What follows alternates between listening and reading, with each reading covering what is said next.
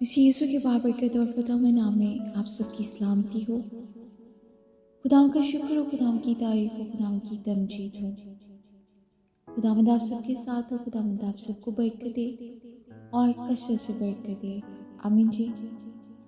आइए जीजो, खुदावंद के जिंदा पाक कलाम में से आज सुबह हम पढ़ेंगे इब्रानियों के नाम पौलुस रसूल का खत, उसका 13वां बाब। 6 आयत से हम पढ़ेंगे जी।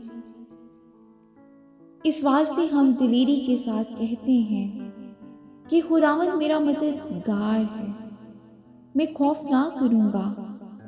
इंसान मेरा क्या करेगा? जो तुम्हारे पेशवा थे और जिन्होंने तुम्हें खुदा का कलाम सुनाया, उन्हें याद रखो और उनकी जिंदगी के अंजाम पर गौर करके उन जैसे ईमानदार हो जाओ। यीशु मसीह कल और आज बल्कि अब तक यकसा है। आमीन। मुख्तलिफ और बेगाना तालीम के सबब से भटकते ना फिरो, क्योंकि फजल से दिल का मजबूत रहना बेहतर है, ना कि उन खानों से जिनके इस्तेमाल करने वालों ने कुछ फ़ायदा ना उठाया। आमीन जी। खुदावंद के जिंदा पाक कलाम के पढ़े और सुने जाने में उसकी बरकत हो। खुदावंद का शुक्र हो।